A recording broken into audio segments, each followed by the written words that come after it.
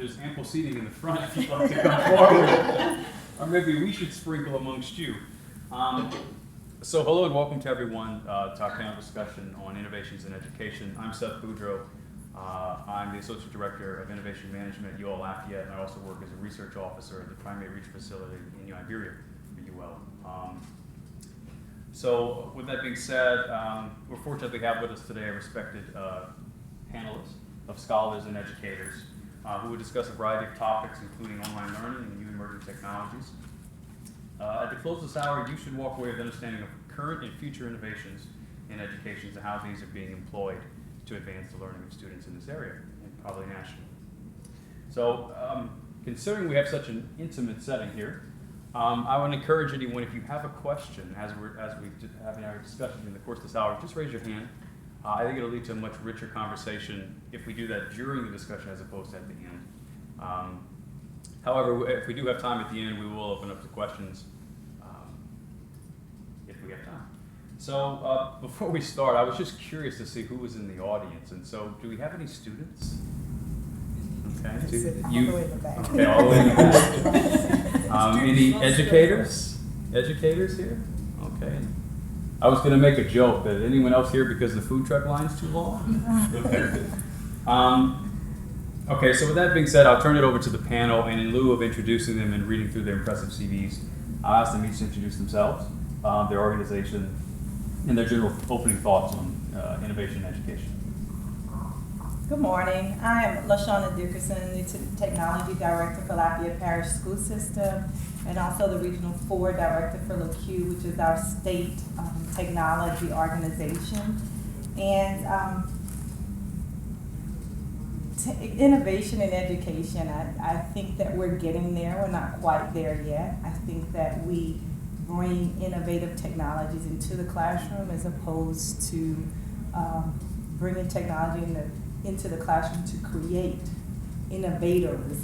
And so that's where we're standing, where we're trying to move in the school system, working within parameters from the State Department. I'm excited to be here, and thanks for the invitation. Good morning. I'm Dr. Stasia Herbert Maxill from South Louisiana Community College. I'm the former program coordinator for our General Studies program, and I am Quality Matters coordinator. We are about to seek permission to offer 3 of our degrees online in addition to our traditional opportunities, our traditional modes. And I am concerned about our ability to offer these online programs and our student preparedness. I believe that innovation is a wonderful thing, technology is wonderful, but if the students are not knowledgeable or prepared to embrace the technology that's out there, we are going to have trouble. I earned my PhD totally online, which was very great for me because I didn't have to go to school because I was a full-time employee, I was a mom, and I was just doing other things. But not everybody understands the time that is involved in online education. It's convenient, yes it is, but it's not pop in whenever you want. So I look at the opportunity to embrace the innovation, but also to communicate and to encourage people, educate people about online education in our community, because we're moving more and more towards online education in K through 12 and higher education, and I just think that we have to speak on being prepared and understanding what's involved in that area. My name is Luke Dowd. I'm the Director of Distance Learning at the University of Louisiana Lafayette. I'm the founding director, so I've been there 6 years in January. I started with an office and furniture, and we now have 11 online degree programs. We have over 1,000 students that study at UL just online. We have one program that's got students in about 35 states. So we're very much focused on the quality and the success of students learning online. But we're also interested in how technology affects our face-to-face classrooms. And one of the things that we're very interested in is the Internet of Things. and how connected our students are when they enter our classrooms. Are we preparing our faculty at all levels, whether they're early childhood or K-12 or higher ed, to understand the technology that people bring into the rooms with them? And so we've got a number of initiatives that we're involved in, but we've trained over 200 faculty members to teach online, and we have an internal certification process in my office. So very proud of the work that we're doing, but still a lot to do. We're happy to be here today. Thank you very much. I'm Karen Burstein. I am the director of the Card Center, this beautiful facility in which we're sitting today. And I am also the Lloyd Rockhold Professor of Early Childhood. My role is somewhat different than my colleagues on the panel. I study how people learn, and we start with very young children and look at what are the cognitive processes at play in learning, and how is that going to, how do we match up those cognitive processes with the kinds of instruction that we deliver for young children, and which has implications up the chain to how we as adults learn. I think that the notion that there's a gap is sort of an artifact of time.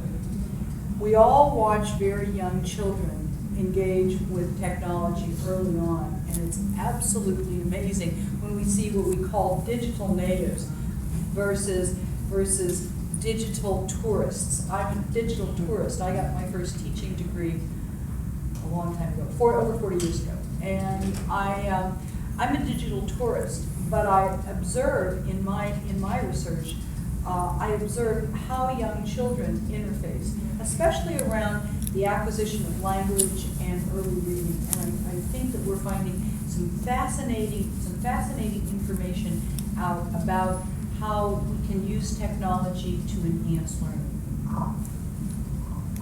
Great. Well, I think that's gonna segue perfectly into my first question to the panel. And taking this quote from Fast Company, it's a business innovation magazine. This quote was by Joe Williams, who's executive director of Democrats for Educational Reform. He was quoted as saying, "Most professions can point to a dramatic change in the way they work, thanks to technological innovations. But teaching still looks and feels an awful lot like it did when today's teachers were themselves students. With some exciting exceptions, public schools are one of the few institutions in modern life that have not seen radical change spurred by technology." And he further clarifies by saying, "I'm not talking about computers in the classroom. I'm talking about a lack of any seismic shift in the way things are done because innovation is making the work easier." So to the panel I asked, which technological innovations or innovation in general do you predict will prove to be the most disruptive in education in the next 5 to 10 years? Disruptive. Disruptive is one of my favorite terms in education. And when I first heard it, I thought it had a very negative connotation. However, it's a really positive thing to disrupt the status quo, to move it forward. From a young child's perspective, we could talk about the rapidity of which we can deliver things to young children. We can make things easier for families, but I don't know that that's always the most appropriate thing for what we're doing with young kids. And I think that the research will bear me out on that. I think for learners in general, the access to information and the role that it changes in teachers.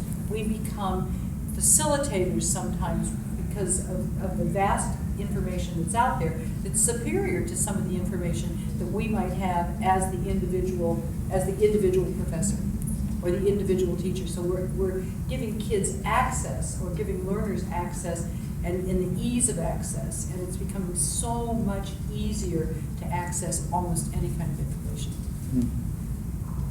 I think it's mobile. It's how portable knowledge is. So if it's a phone, if it's a watch, and it just keeps getting smaller and smaller and smaller. So I think it's the portability of information. That's really what I think is going to revolutionize. But it won't. It'll only have the impact to the point that we as educators understand how to engage students through it, right? So I think that's what we have to be mindful of, is how are we preparing our educators, again, at all levels, to engage students that have mobile technology. And then how are we designing learning for it, that it's inclusive and it's not something extra. Because what I see now is it's something extra instead of the main point of contact. I think building on what Dr. Karen said about having the access, but also making students understand that we are not going to be the traditional lecture class, because now we have this technology and we're going to utilize technology. It's encouraging using the internet, it's encouraging using Google Doc, it's encouraging using all these things out there. And sometimes students come to you and they just expect you to stand up and use a PowerPoint, and you're going to deliver with other alternatives, and it's a little shocking. So it's changing that mindset and encouraging students to utilize what these, well, the tourists, the digital tourists, have to look at, and we just marvel at what they have at their fingertips. And we were talking about ebooks, and I like to hold books, but it's changing their mindsets about being able to purchase, you know, books through their iPad or books online versus having that hardback copy. So I think it's more utilizing what's there, but educating the students on everything that's out there. So we have to change and start doing that. So I agree with the previous comments made by the panelists. And coming from the K-12 environment, I do believe that disruption is a positive thing. I was always taught, and this has been my saying this year, our superintendent has disrupted the norm in the technology department, but because he has done that, it has allowed us to grow and venture out. I think that if I had to say the device that would be disruptive in the K-12 environment, it would be the cell phone. As you know, we don't allow students to, we allow them to bring it, but we don't allow them to use it.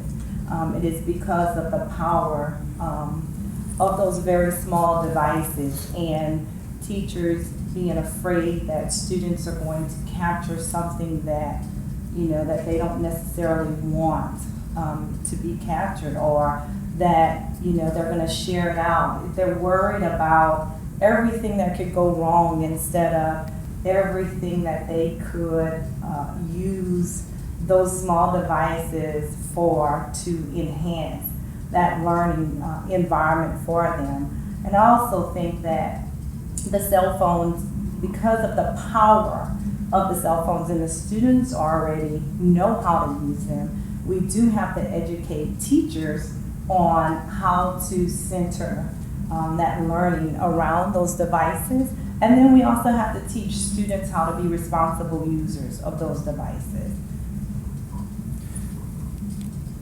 In hearing this, I was thinking it's amazing we still call them cell phones at all. It's because I bet you what we'd use it for at least is to call anyone. Question? Okay, I want to be respectful, but what I heard you guys was saying incremental. I would like to hear destructive, and when you something gets destructive, what's going away? So to be clear, the question was disruptive in terms of changing the status quo, but I think the question is still relevant. You said destructive. Do you mean disruptive? I mean destructive. In other words, Oh, disruptive. when you know, typically, for example, the mainframe, when the PCs came in, the mainframes go away, right? They destroy the mainframes. So what is going to go away? Okay. I think one of the things that's going to go away, and I know this is a rather divisive statement, I think we're going to see traditional textbooks, because very, very expensive textbooks, go away. I was writing a textbook last year, and it's in like the 14th iteration, and my colleagues and I got a call from the publisher and said, you know what, we're going to put everything on hold, we're going to go to a digital book. And I said, great, we can do more. We can do things in a digital textbook that we couldn't do.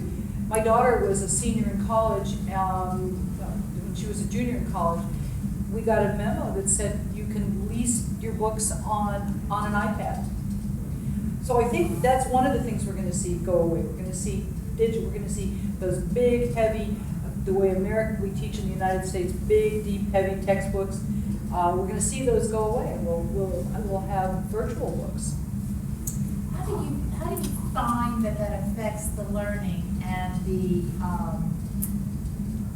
the retaining of knowledge without some of that, more tactile, touching? I mean, I still write, and it's almost like taking a picture with a digital camera, and I might never take it off my flash drive. I feel like sometimes I do that with note taking on an iPad. I may never open it up again, whereas a notebook, I just felt maybe it includes a little more, a few more senses. But do you see anything with the way the retention of learning and how that affects it going to something a lot more technology based? I'll comment a different way. The generation of devices that we're on now allow you to do all of the things you would do with a highlighter, with a pen. So you can still do all those things. It's just retraining your mind that there's different steps, and you're using your fingers differently, right? And the technology's different. And instead of a pencil, there's some kind of other device that you're using. Or your finger. And I was just at a conference to support what Karen was saying, where we awarded a university a WOW award for eliminating textbooks for all 60,000 of their undergraduates. They completely went to ebooks. And so I know the dean of the undergraduate school, and I said to him, how much do you figure that saved students? He said our conservative estimate for the fall is $10 million. So you're right on. Yes. You're right on. The other thing that I think that's going to go away is, for me, is there's so much technology right now that gets destroyed that never makes it to market. I mean, someone thinks, oh, this is it, and someone figures out how to make it smaller, better. The other thing that I think that we'll see is that just like we saw with computer virtual simulations and the ability to develop those, just like we can make our own videos now, that's the big disruptor. To me, that's the thing that is the game changer when we're training healthcare providers. And we're doing this already, but when you see it more and more to prep a surgical area, that's completely virtual reality.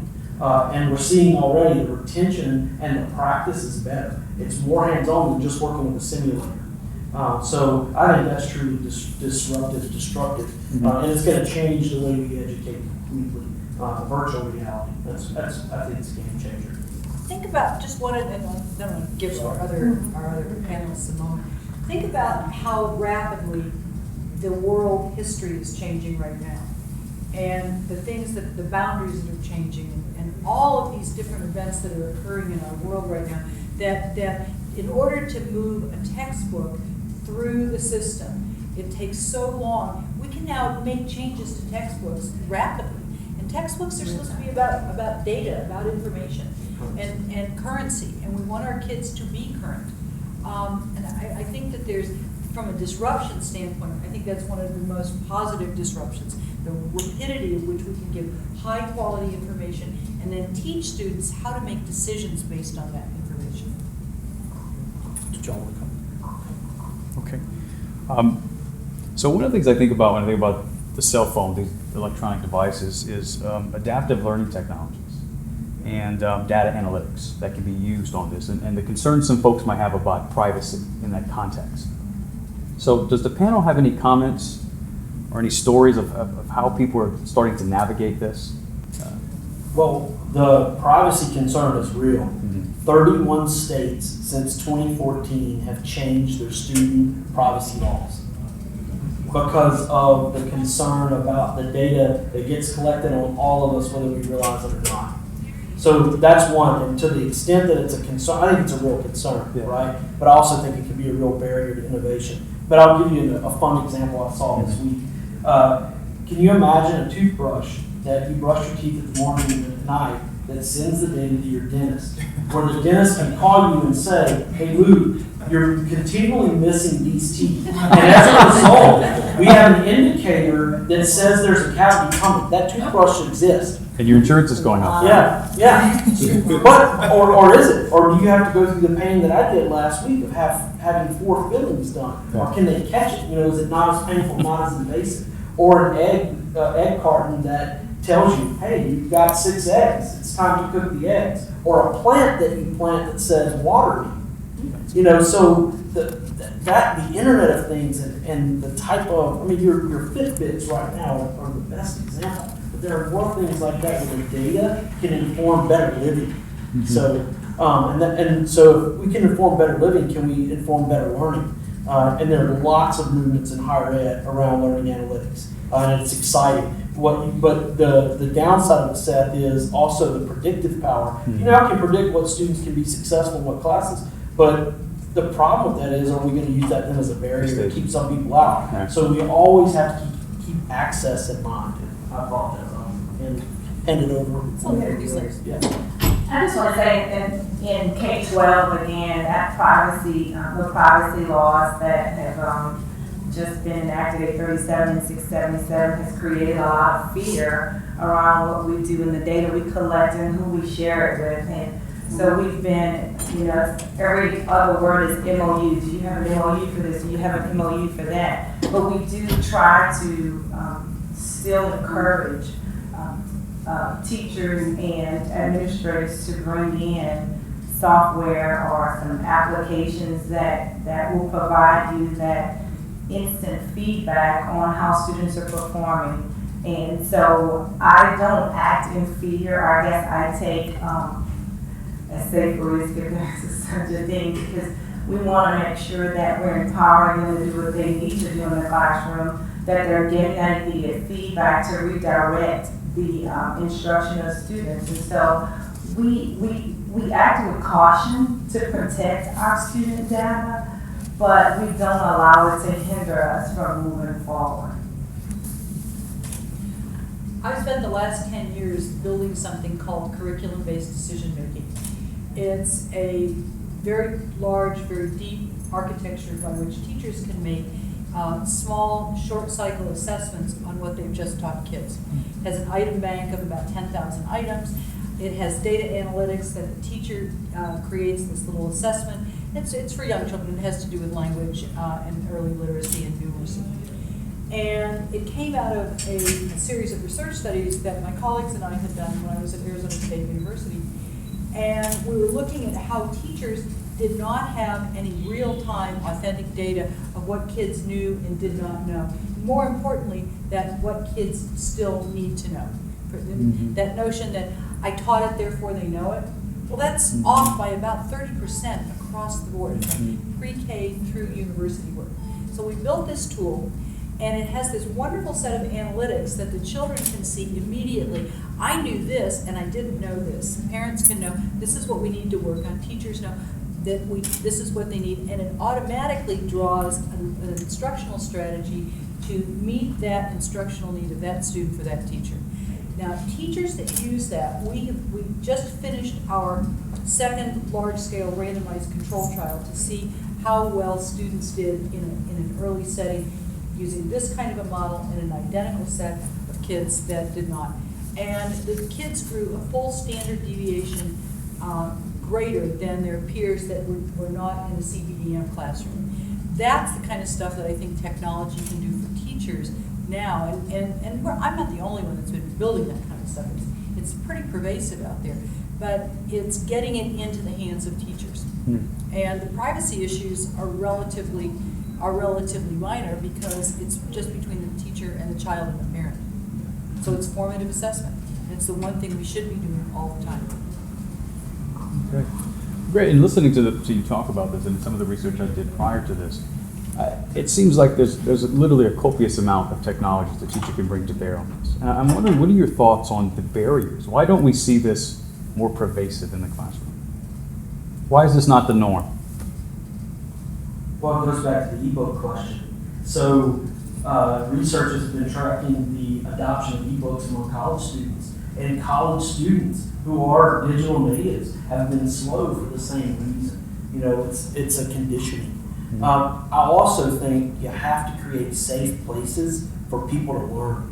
And for some people, learning something new, they don't want to appear to be less than. Especially, think about a teacher who's a subject matter expert, and you're going to put something in their hand and ask them to do something new with it. And that can be very intimidating for some faculty. I won't speak for all, but we work a lot with faculty, and I think you have to create a safe space And space can mean in the internet space, Does- right? does For them this- to try new things. Does this relate to Karen's comment about being a digital tourist of some of the teachers? I think that, yes, it does for some of the teachers. We have a lot of our veteran teachers that are digital tourists and they're having a difficult time making that transition. I also think that the curriculum is really driving how fast or how slow we make those transitions, because we're always trying to make sure our curriculum is aligned with the content online. That our content specialists are looking at, we spend a lot of time researching and looking at software applications or benchmark assessments that are online, and we want to ensure that it aligns correctly aligns with the curriculum that we're teaching. Well, by the time we are satisfied with that and we know that it is aligned, the curriculum kind of changes a bit. That's a It great takes point. well, so it's very difficult. It's something in Lafayette Parish, we want to go to ebooks. But the decision is, should we look at open source? I'm an advocate for open source because I think that those specialists in our district are the supervisors in those content areas, that they can take that content and they can make it what they need it to be for our students. And then we train the teachers and bring in the right device for that. But I think that we certainly want to go that direction. It's just the changing of the curriculum, and who knows, it may change again. So. And I know we have a lot of digital tours at our college, and they want to come over to the digital side. We are getting, I get stopped by instructor, faculty members every day saying, hey, I'd like to teach online. What kind of training are we going to offer? And we run into the ebooks with our school as well, and to actually know that it could save $10 million for our students. We've gone to printing smaller versions of books, and they're not as glossy and appealing to our students, and we're finding that the students are not embracing the black and white version of it because, well, the paper's too rough, so then we have to come back and supplement. But I think that we as faculty members who are not touching the internet as much and not exploring, and they want to, but it's a matter of proper training and actually getting our faculty to understand that we're not just going to be able to just visit this new country. We're not going to be able to visit 49 states in a semester and just pop in and out. We're going to have to learn what makes that state so special. So I think it's going to require us at the community college to go in there and do more training, and it may require me to be doing more of that over the summer, but we just started sending our faculty members who created online classes to Quality Matters, and they're going to start doing that. So we have to be able to allow the digital tourists to actually get the training that they need so that they can actually help the students who are the natives, and then they're not going to be afraid of the new technology out there. They're going to understand it and embrace it for our students. So I'm curious, as the amount of information that's knowable grows, and arguably it's exponentially growing, the ability to transfer knowledge to students becomes much more of a selective game, as you just shared, when you teach them. So as this continues to get bigger, as bring your own device, the Internet of Things starts to come online, is there going to be a shift in what's expected of teachers from teach students this as opposed to teach them how to find this information? I think, my understanding of what you're saying, that technology allows teachers to really become facilitators of learning, and that the knowledge, the content is out there online, and that it will allow teachers, it's kind of a flipped classroom.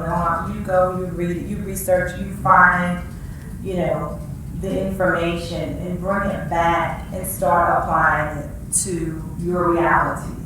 and allow teachers to help them apply what they've learned or the knowledge they've gained to their realities and build on that, evaluate that information. It allows them to create a learning environment of critical thinkers. And so not just, let me stay there, I'll lecture to you when the information is there. When you ask a student a question, I promise you they can find the answer in a second if you would allow them to, use those devices. So I think that it will allow teachers to be facilitators of learning. And that's going to take training for teachers, training teachers that are incoming teachers. I see it as a cycle. We have our student teachers that are coming in, we have our, we want teachers to be facilitators of learning in the K-12 environment. And we want students to, engage in online content. We want them to use these mobile devices. And then when they go to college, it could work either way. We do or don't. They go to college and they're not receiving that same learning opportunity, or they're not that same type of learning environment. I just think it creates a cycle for us in education, and I think that there really needs to be some vertical alignment in K-12 to post-secondary in what we're doing and how we're teaching, whether we're a K-12 teacher, pre-K-12 teacher, or a post-secondary teacher. Seth, what I'm seeing is 10 years ago, the big discussion was about learning outcomes. So what are the outcomes a student can expect to get from your course? The shift now, if you're watching what's happening with the feds, the big movement in higher ed is towards competency-based. And there's lots of discussion around direct assessment and different ways of awarding federal financial aid, not based on the credit hour, but around competency. So can you prove to me that you taught a student and they're competent to do X, Y, and Z, and not only can you tell me that, you can show me the data. So this whole competency-based movement, which some say is a retread of something 40 years ago, right? It's back. It's back. And but the U.S. Department of Ed, whoever wins the presidential election, and what happens with higher ed reauthorization, that's going to dictate a lot of that question you're asking of what is expected of teachers. And I'll also go back and comment on something you said earlier. I think there's innovation burnout. If you're changing the curriculum all the time, how can you really compare if anything's working? That's right. And I think, I really feel sorry for K-12 because I've watched them go through this cycle where sometimes you just need to say, can we see if this works or not first? And that may take a few years, and you know that as researchers, you have to watch something for several years. So those are my comments on that question. Great. I think that this is the seminal issue on disruption.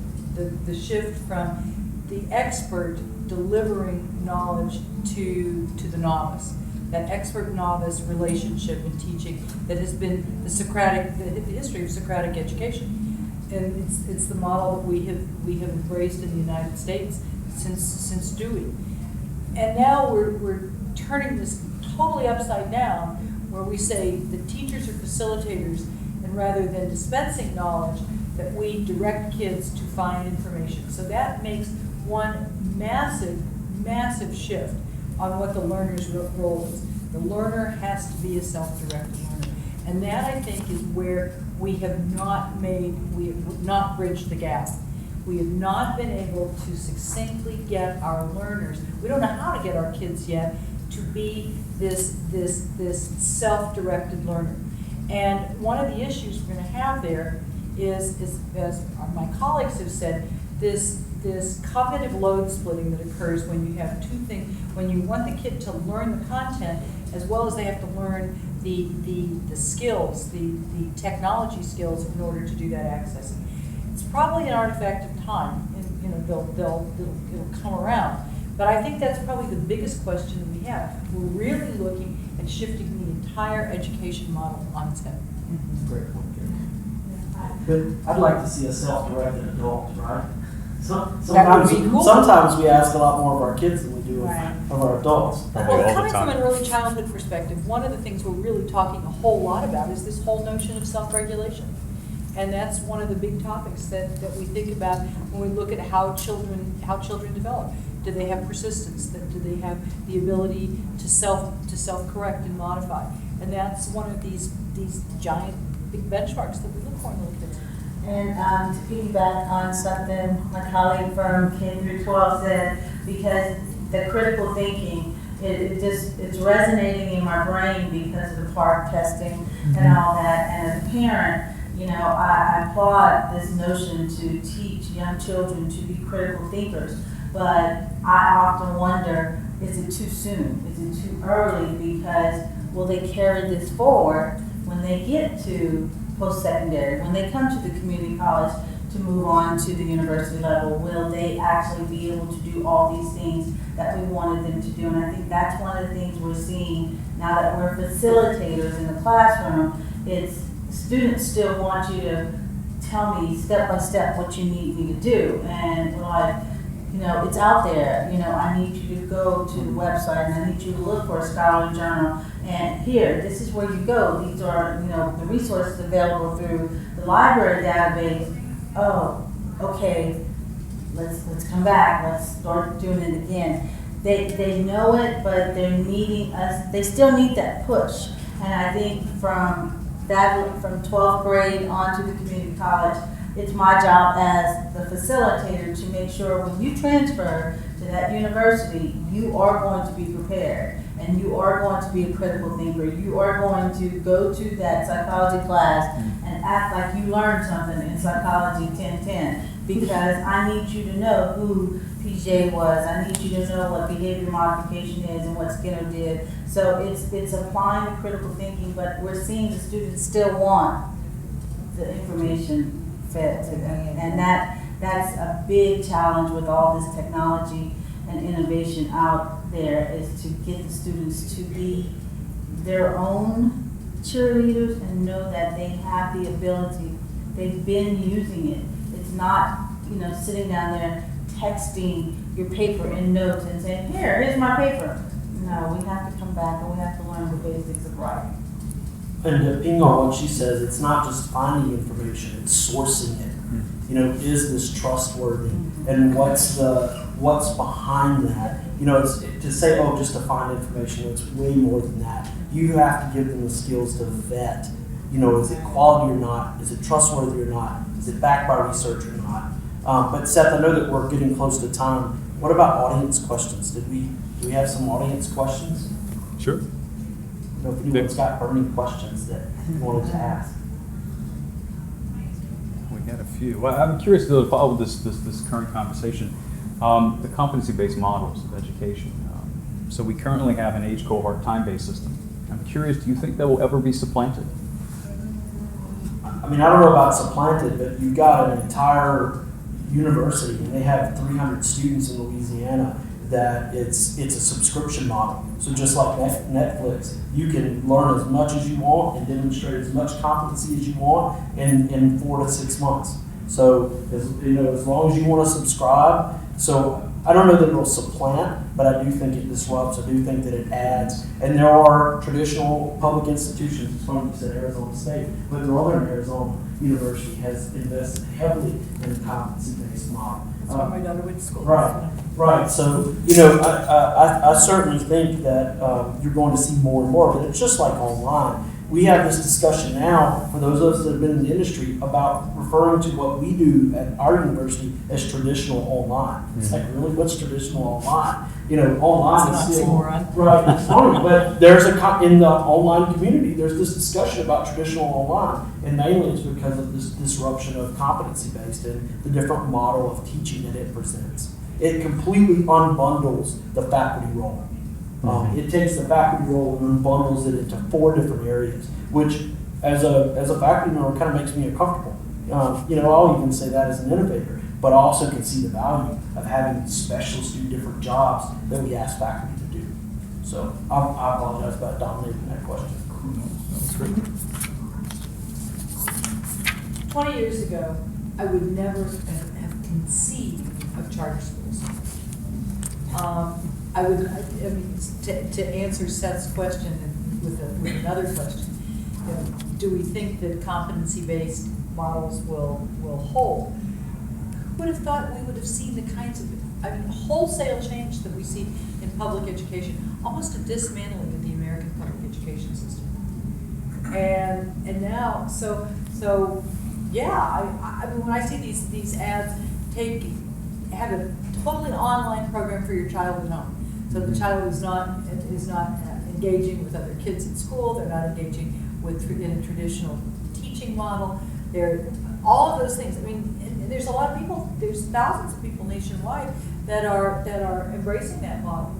You know, I don't know if the research is. We don't have any really strong data at this point to determine which of these models works. And it's probably a differentiated model, differentiated instruction that some people will do well, others will not.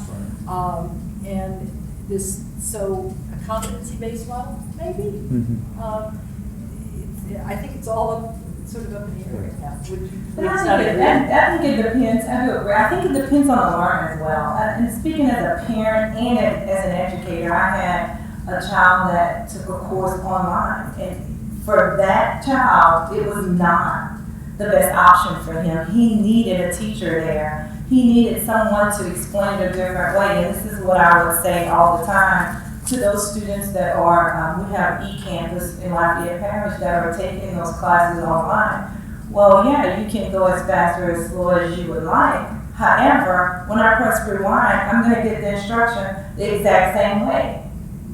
And I can play back to try to grasp it. I'm going to get it the exact same way. And so for us, it needs to be a blended. I believe it should be a blended model where you could come face to face with someone, a teacher, that could explain to you maybe a different way or show you a different method of going about doing or completing a task that you're faced with online.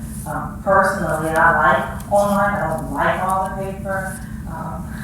I don't like having to read the books. I just don't like it. I like having 50 books on this one device. I like if I'm standing out in line at the grocery store and I have to read something. I like having that mobility, with me. And I think Karen or Luke said that earlier. You have all this annotations that you can do in the books. You can now some of the online material is very engaging. It's not just about making the content digital. It's about making it engaging.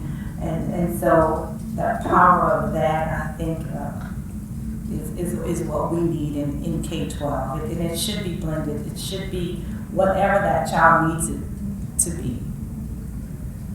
So is it part of learning, interacting with other people and learning how other people learn? So when we talk about this completely digital or online model, how do we continue to learn from each other if we're not interacting with each other?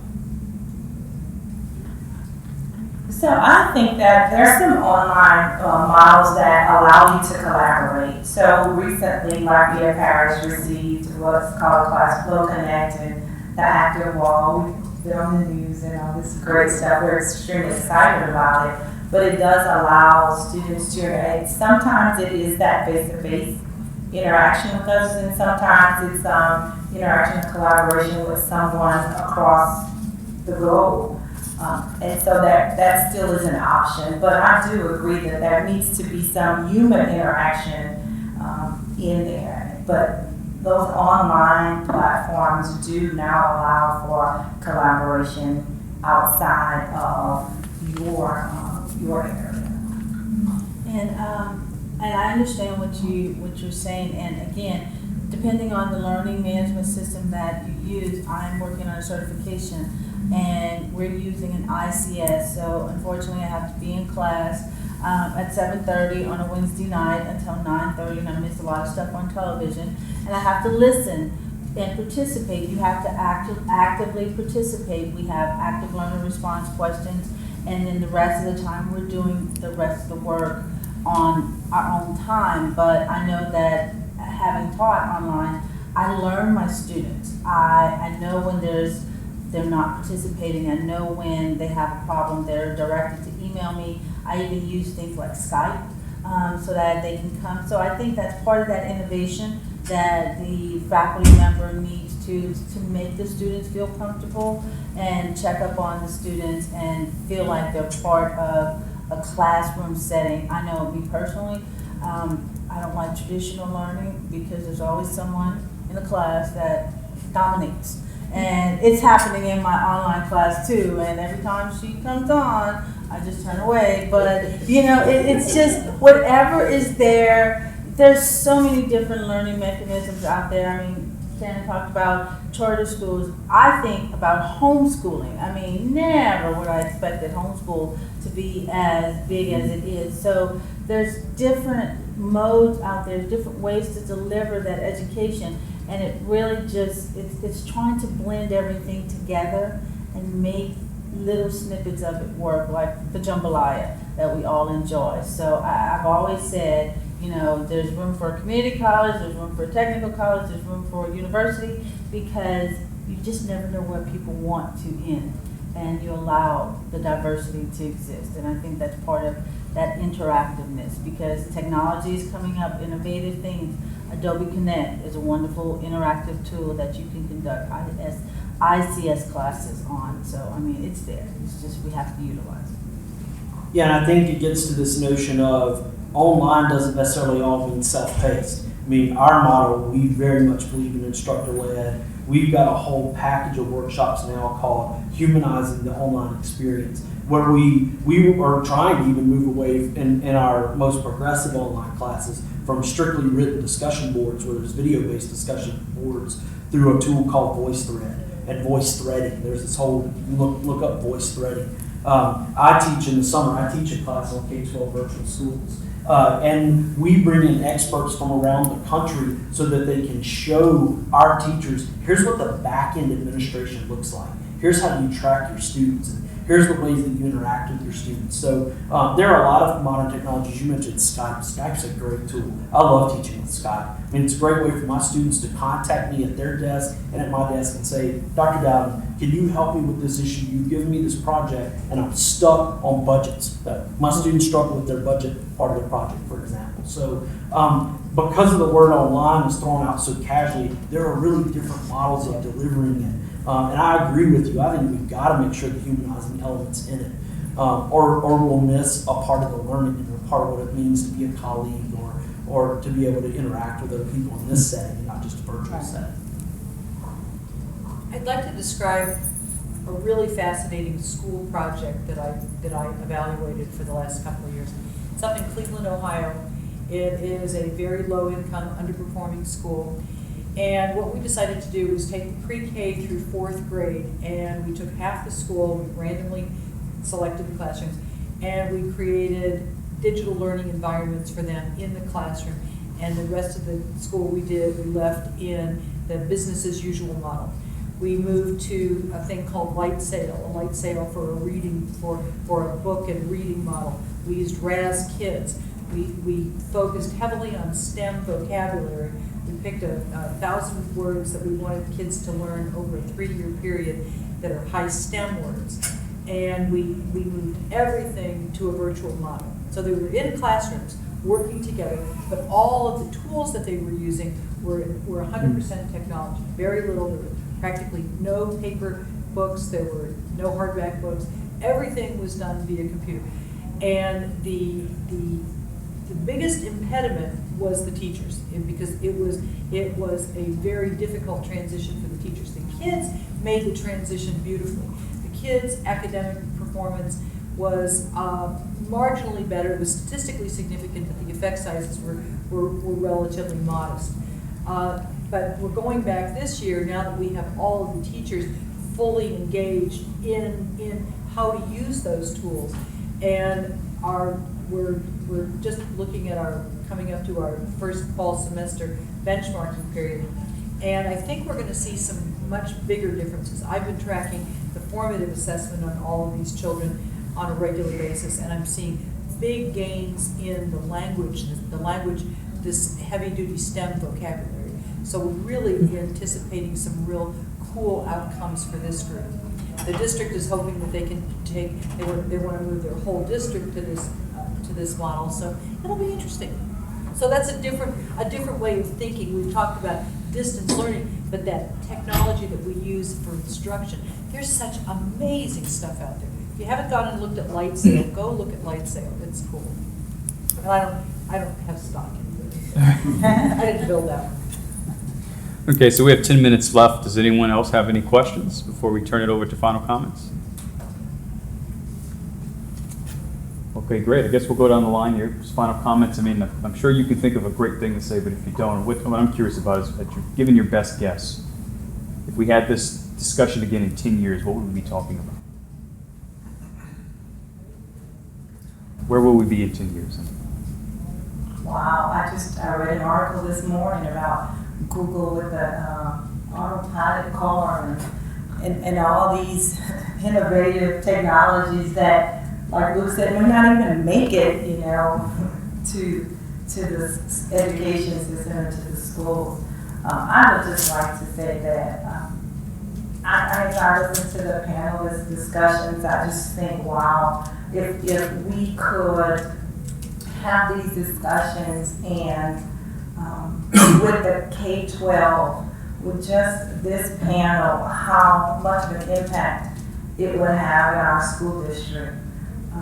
Because there's a lot of research taking place that I had not been aware of. And we always read research, and then try to bring it into our K-12 environment when we have such a range of experience right here in Lafayette, and how that would have a great impact on our students in Lafayette Parish.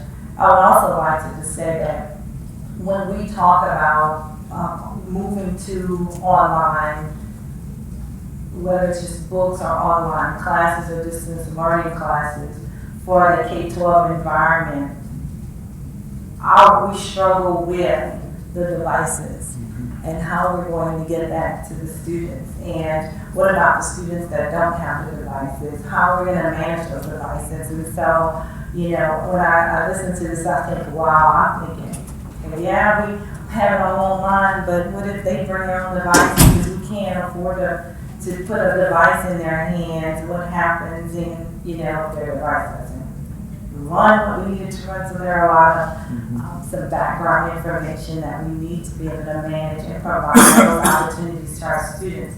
I think that Lafayette Parish is a really great opportunity right now with this ClassFlow Connect, which is what we use, and we're a Google district, and so I hear that we connect and we do hangouts, and you know, we're trying to personalize learning a lot more using technology and some of the innovative technologies. We're trying to bring that to the classroom. We also have our academies, and we have our STEM students actually here today doing a presentation with what they're sending to space.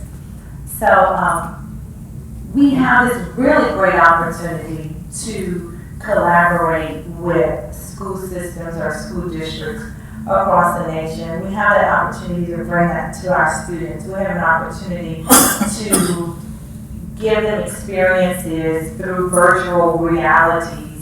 We have that opportunity to bring that to the classroom. But with all of those opportunities, we face roadblocks because of the devices we need in the classroom in order to make that all work. So we are excited about that. We're excited to bring Atlanta or Seattle, or allow a student to, you know, walk on the the Seattle, the Needle, Space Needle in Seattle. We have that. We have some limitations to that, but we're excited about that. And if any of you would like to, stop by and see what we're doing in technology or how we're integrating that into the classroom, we certainly do invite you to do that. One thing that we stress in technology is that we have to teach teachers how to integrate the technology properly. We have to teach teachers as well as students how to be responsible users of the technology, and it's all about readiness, not readiness of the students, but readiness of the teachers to bring in the technology and have to feel comfortable enough to bring it in the classroom, because they're fearful they bring it in the classroom and it doesn't work for them. Their students who know how to make it work, and sometimes for them that takes away their control. So, thank you. So with 3 minutes left. Okay, quickly. I'm sorry. I think, I hadn't even thought about 10 years from now, but I think my colleague here makes a very good point about working together, so that we can all be on the same page, because as she was talking, I was thinking about my daughter's middle school teacher that said, hey, are you guys using Google Docs at your school? And I'm like, no, you're using it at your school, because I asked my daughter, hey, do you need a flash drive? We don't use that, Mama. We have Google Docs. We have an email. I'm like, what? So it amazes me that, you know, all this innovation is out there, and we don't know that we're all using it and we're all going in the same direction. So I hope, I'm looking at, you know, the Distance Learning Center, and I'm thinking, if we could all get on the same page in our community about what we're calling this. It's not online, it's distance education, it's distance learning. It's using the video conferencing, it's using the Skype, it's using all these things. I'd like to see 10 years from now, you know, in our community where we're one collaborative project and we're all working together to get this technology, this innovation on education out there to our students, so that they're no longer relying just on a hardback textbook. Don't throw them away, because I keep all my books. But just using the e-books, using everything that's out there, that's what I'd like to see for our community. Really quick, I hope in 10 years we're still not on an agrarian calendar and deciding how we deliver learning. I mean, I really hope in 10 years we will have evolved to some other models where you can start when you want to start. And I think it's going to serve the lifestyles of people K-12 into adulthood a lot better. And I hope that there's less regulation that allows us to collaborate more, because a lot of the barriers that are to what Stasia said are artificial. They've been created and they shouldn't be. So I hope for deregulation to allow us to collaborate and to share resources where we can now. Very quickly. In 1967, I was in high school. I made all of my plans every weekend by what protest I was going to go to that weekend. My best friend's brother was, I went to pick her up one day, and her mom said, you can't leave, girls, you have to take Stevie with you. He said, no, he's such a nerd. He was out in the garage putting this thing together with all these cathode tubes. Well, that was Steve Wozniak. And the Woz changed the world that we know it. I think that technology will continue to change our world. My hope is that what it allows us to do is it allows us to come together to learn shared decision making and to better understand one another. I believe that is the single biggest thing that it has done. The connectivity of the internet and being able to reach to somebody across the planet in an instant. I think that's going to be our biggest challenge, but it'll also be the biggest goal. Great. So it's clear it'll be some time before we have teacher avatars and drones delivering tests, but hopefully it's provided you some insight to how innovation is serving to change the classroom, and hopefully enjoy the rest of the summit. Join me in thanking the panel.